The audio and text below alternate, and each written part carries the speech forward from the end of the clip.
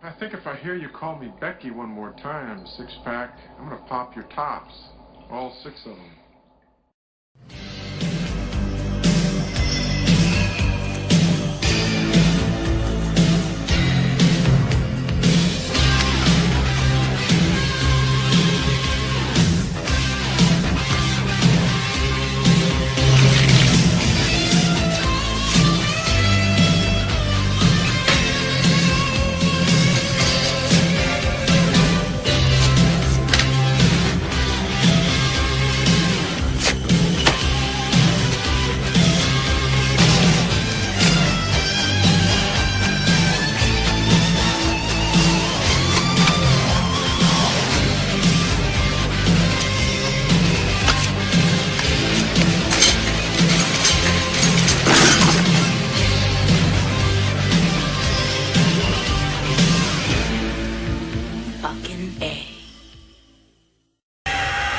This time, you son of a bitch.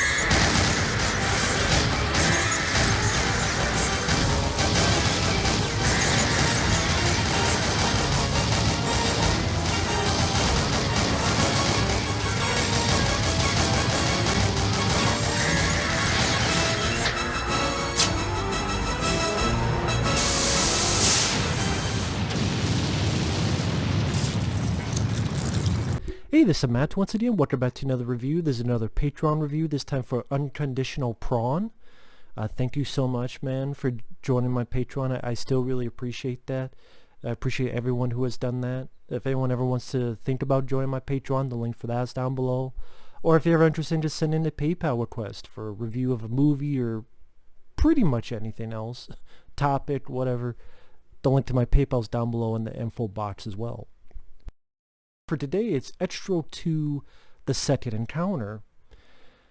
Now, I have reviewed the first Xtro. I reviewed that actually a couple months ago, like November, December, like October, November of last year. So yeah, a couple months ago, I was not a fan of the first Xtro. If you want to know why, feel free to watch the review. It's still on the channel. Now, there is a third Xtro that I barely remember. I just remember having a god-awful ending and being a boring movie.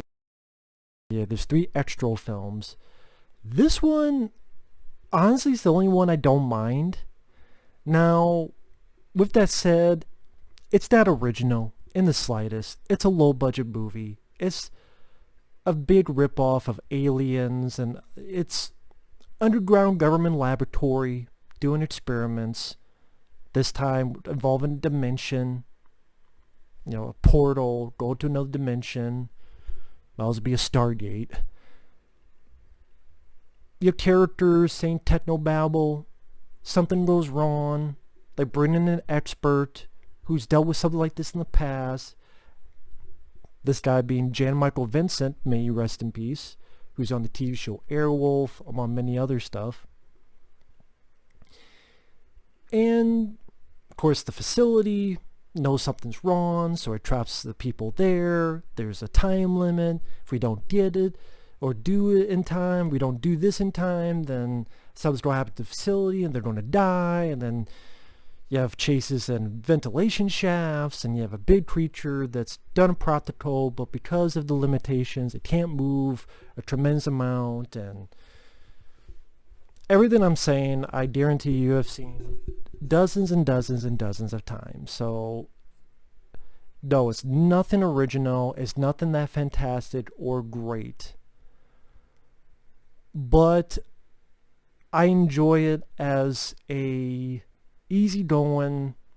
You got your popcorn. Whether it's late on cable, Netflix, whatever. Well, it's on YouTube for free. That's how I saw it. It was on YouTube for free.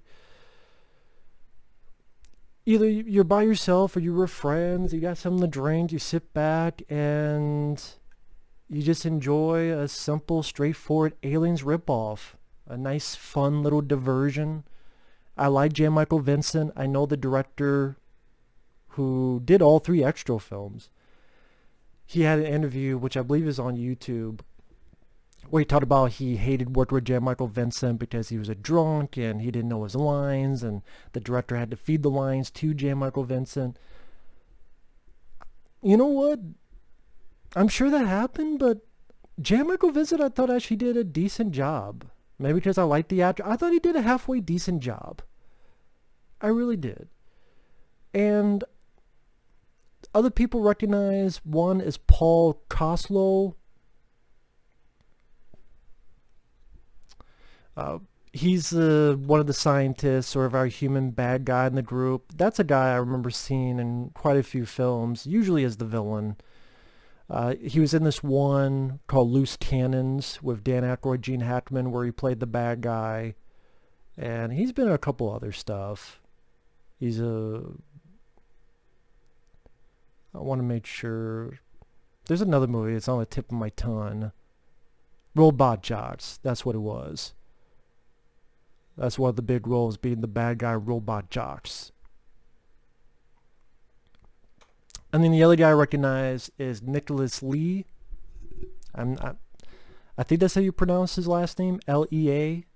Nicholas Lee is you have a strike force, which remind you a little bit of aliens that are going to go in. And Nicholas Lee, I remember him as the character Krychek on the TV show The X-Files. So it was cool to see him in there. And again, like when you're watching the film, you've seen this dozens of times before, but at the same time, I'll easily take this over the stuff they do on the SYFY channel or countless stuff in the direct-to-VOD age of today. Because even though it's a low-budget film, it still looks like a film. I don't know how to put it. It still looks like a movie. It's still at least trying to have a little bit of a atmosphere, maybe a strong word for this movie, but a little bit of a feel of the underground facility. I like, the practical effects of the creature. Again, not an original photorealistic design, but still entertaining in its own right. And you get characters like Jan-Michael Vincent being a badass with big fucking guns, shooting the shit out of a creature. You get a couple good gory scenes. One that definitely shows how original it is. You get a chest burster type of scene. It's literally... But it's good with the gore on that front. You have your cast of characters. I ain't ready for this Buck Rogers shit.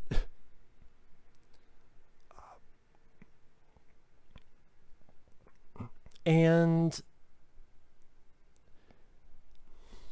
if you're one of those guys who, if you don't get pissed that something's not original, I don't know how much enjoyment out of this, but if you're like me who enjoys those 80s, the early 90s alien ripoff films, this is definitely one of those time wasters. I mean, I swear they even stole the hip gun, the smart gun. Remember the smart gun from Aliens? I swear they stole that. It looks like one of the weapons they use. And of the strike force team, you have the guy with the cigar, you have Nicholas Lee, you have some others. And yeah, there are mistakes in the film. I swear there's one moment where it looks gory. A guy's in front of something and the creature like puts his hand through and it looks like the hand went through the guy's head. But then as it keeps going, it cuts back to the guy and his face is, other than a little blood, fine. I'm like, wait a minute. They just showed this creature pushing his hand through the guy's head. And then you cut like quickly back and I'm like, just with a bit of editing, you could have fixed that. You didn't need to see the guy with his face being somewhat normal. You could have just went, oh shit, and then cut that one little I mean,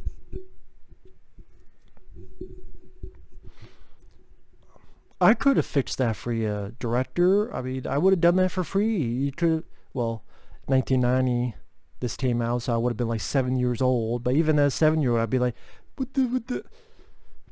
I don't know why I would just talk like that, but maybe I'd be just too dumbfounded. What? So that's what I mean. Stupid mistakes like that. I'm not going to call this an underrated gem. I'll reserve that for Leviathan and Screamers with Peter Weller, The Relic with Tom Sizemore, even films like Watchers, Watchers II with Mark Senior, The Terror Within is underrated. This one, I don't think it's as bad as people make it out to be. I do think it's easily the best of the three Xtro films. An Aliens ripoff movie where you get, people firing at a practical creature, still a lot fucking better than Alien Covenant. So,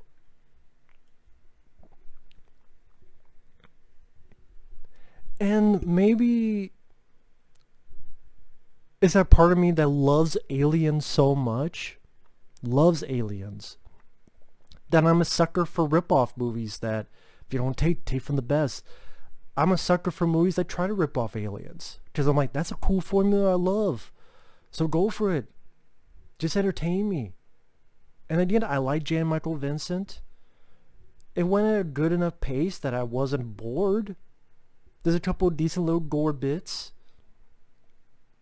And even the cliches, it was kind of fun seeing these cliches because they don't do it anymore because they became cliches. And again, they barely make creature features now, and when they do, it's terrible, over-the-top CGI, or so tongue-in-cheek that it becomes just obnoxious, incredibly obnoxious. Like, I miss creature feature films like this that, even though it's a low-budget movie, it still took itself seriously. I don't know how to word it better than that. Instead of purposely thinking you're a parody, like Sharknadoes and Dino Crop versus Super Gator, or Fuckosaurus versus Clithanger. Whatever the hell the fucking they were doing. So yeah, when it's like these huge fucking large ventilation shafts that would never exist because vent shafts wouldn't be that fucking big. But I'm a sucker for them. They're going through it. They're being chased by a creature. They're going down this big shaft, and oh yeah, throw a grenade, and the creature falls down, but yeah, it's still alive. With the weakest grenade blow up ever. I've seen firecrackers bigger than this grenade when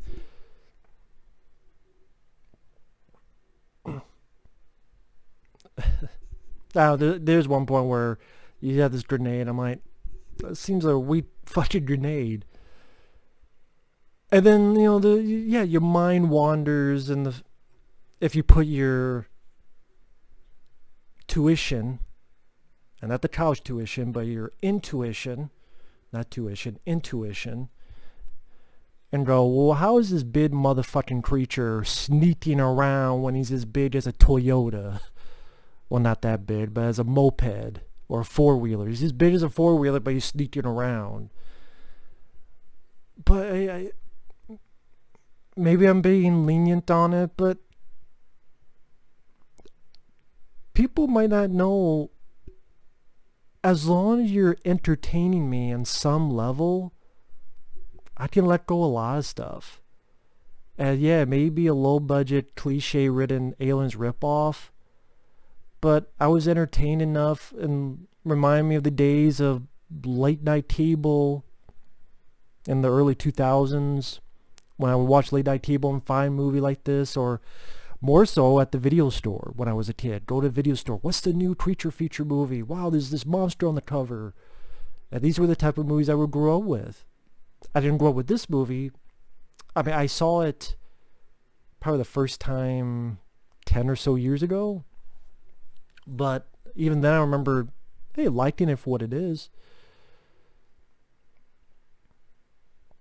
I mean, the only legitimate complaints, well, the stuff I've said is fairly legitimate, but Nicholas Lee, his character dies. He should have lived.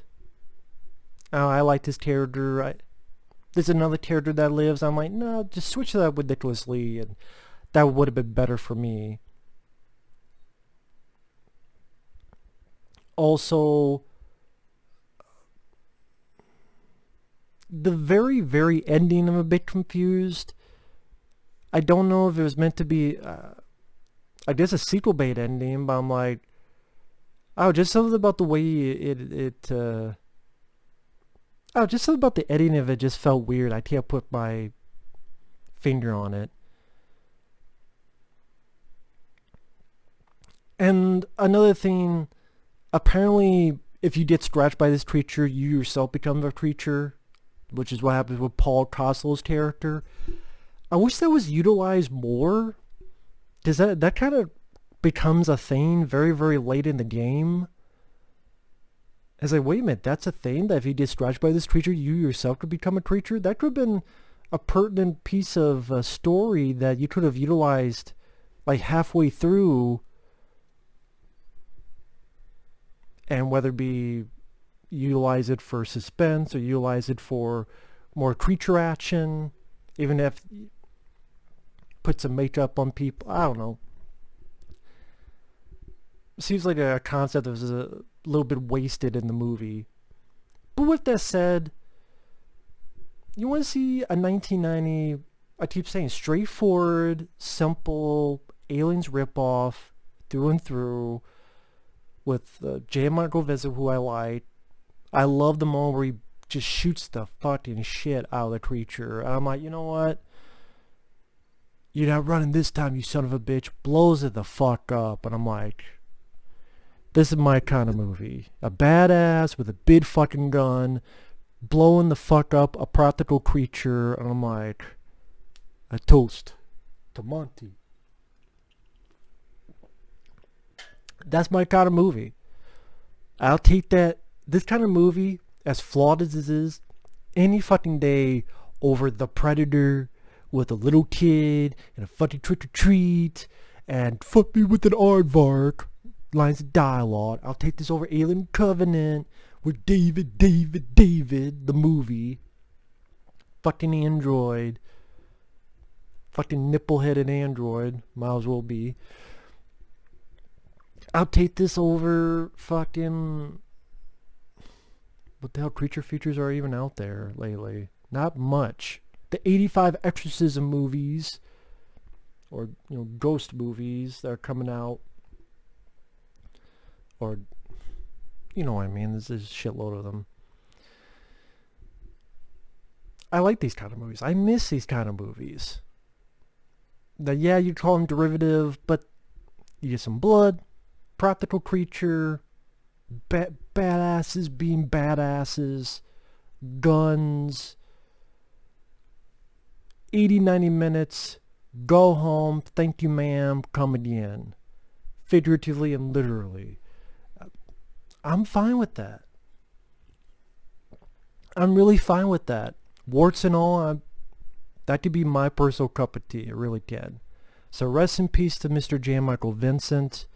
The director, I'm sorry, I think this is the best film you ever did. Because the first Xtro doesn't deserve all those fucking special features. There's like a Blu-ray overseas. This deserves a Blu-ray more than the first fucking Xtro.